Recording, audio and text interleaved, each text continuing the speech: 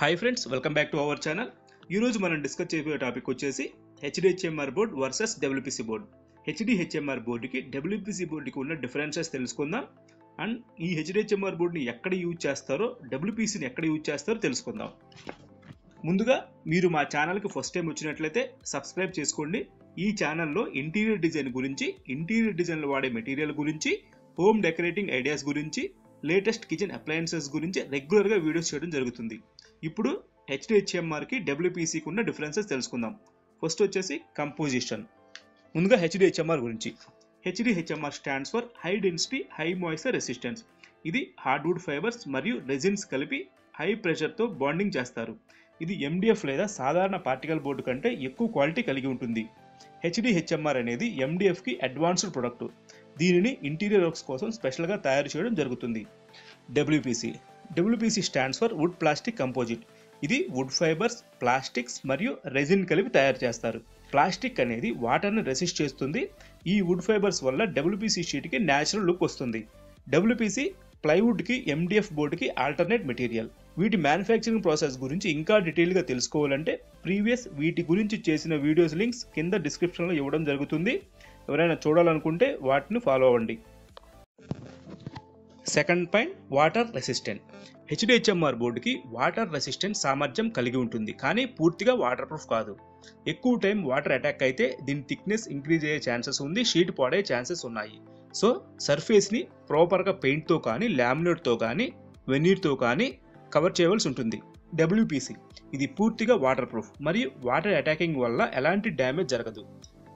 Washroom, kitchen మరియు outdoor applications కోసం దీన్ని ఎలాంటి డౌట్ లేకుండా యూజ్ చేయవచ్చు. సో మూడో point, strength and durability. HDHMR ఇది హై డెన్సిటీ కలిగి ఉండడం వల్ల లోడ్ బీరింగ్ ఫర్నిచర్స్ అయిన వార్డ్రోబ్స్, బెడ్స్ అండ్ షెల్ఫ్స్కి సూటబుల్. కానీ ఇది కంప్లీట్ వాటర్ ప్రూఫ్ కాకపోవడం వల్ల ఇండోర్కి మాత్రమే సూట్ అవుతుంది. అవుట్డోర్లో యూజ్ చేస్తే డ్యామేజ్ అవుతుంది. డబ్ల్యూపీసీ హెచ్డిహెచ్ఎంఆర్ కంటే కొంచెం తక్కువ స్ట్రాంగ్గా ఉంటుందేమో, కానీ ఇది అవుట్డోర్ అప్లికేషన్స్కి కూడా పర్ఫెక్ట్ ఎక్సలెంట్ చాయిస్ అని చెప్పవచ్చు. Fourth point, termite and pest resistance. ముందుగా హెచ్డిహెచ్ఎంఆర్ బోర్డుకి. హెచ్డిహెచ్ఎంఆర్ బోర్డు తయారు చేసే టైంలోనే టెర్మైట్ అవ్వకుండా దీనికి కెమికల్ ట్రీట్మెంట్ చేయడం జరుగుతుంది, కానీ 100% టెర్మైట్ ప్రూఫ్ కాదు. వర్క్ జరిగే సమయంలో హెచ్డిహెచ్ఎంఆర్కి అడిషనల్గా టెర్మైట్ ప్రూఫ్ ట్రీట్మెంట్ చేయిస్తే దీని రెసిస్టెంట్ ఎన్హాన్స్ అయ్యే అవకాశం ఉంది. WPC board. డబ్ల్యూపీసీ అనేది ప్లాస్టిక్తో తయారవుతుందని మనకు తెలుసు. డబ్ల్యూపీసీ ప్లాస్టిక్ బేస్డ్ కంపోజిషన్ కారణంగా ఇది completely termite proof and pest resistant సామర్థ్యాన్ని కలిగి ఉంటుంది. Fifth point, workability and aesthetic finishing. HDHMR బోర్డుకి స్మూత్ మరియు యూనిఫామ్ సర్ఫేస్ ఉన్నందున కట్ చేయడం, షేప్ చేయడం మరియు ఫినిషింగ్ చేయడం సులువు. లామినేట్స్, వెనీర్ వంటి ఫినిషింగ్ కోసం బాగా అనుకూలమైనది. సిఎన్సి మిషన్ డిజైన్కి కూడా ఇది అనుకూలమైనది. డబ్ల్యూపీసీ బోర్డు ప్లాస్టిక్ కంటెంట్ వల్ల కట్ చేయడం కొంచెం కష్టంగా ఉంటుంది, చిప్పింగ్ ఛాన్సెస్ ఉన్నాయి. కొంచెం జాగ్రత్తగా కట్ చేయడం మంచిది. లామినేట్ లేదా పెయింట్ చేయవచ్చు, కానీ వుడ్ వల్లే న్యాచురల్ లుక్ ఉండదు.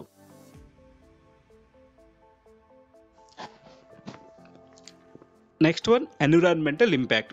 హెచ్డిహెచ్ఎంఆర్ ఇది వుడ్ ఫైబర్స్ తయారవుతుంది, కానీ కొన్ని కెమికల్స్ని యూజ్ చేయడం జరుగుతుంది. టెర్మైట్ రెసిస్టెన్స్కి, వాటర్ రెసిస్టెన్స్కి కొన్ని కెమికల్స్ని యూజ్ చేయడం జరుగుతుంది. కెమికల్స్తో పాటు రెజిన్ని వాడడం వల్ల పర్యావరణానికి హానికరమైనదిగా ఉంటుంది. Less eco friendly. HDHMR board less eco friendly.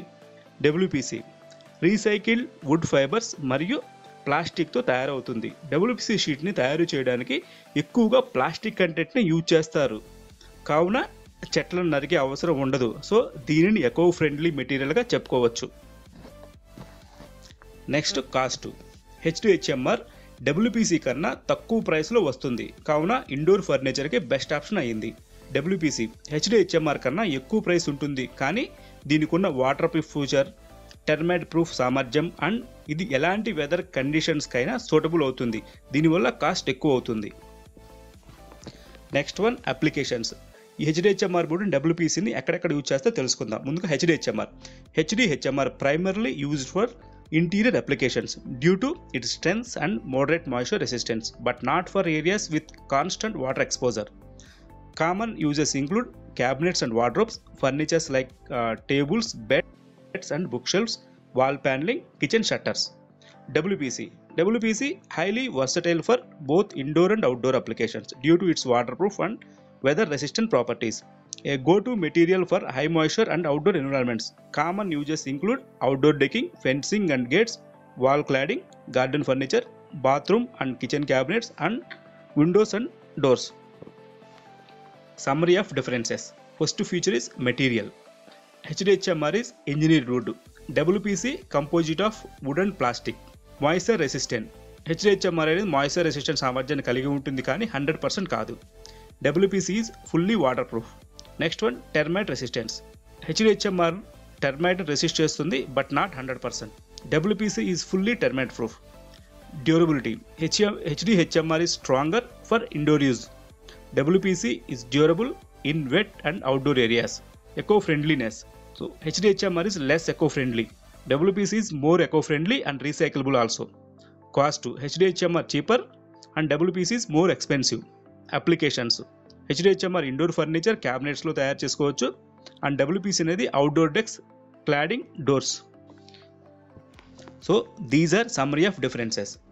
Both materials have distinct advantages based on their use case.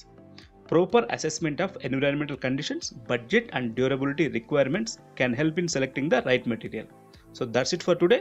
See you in the next video.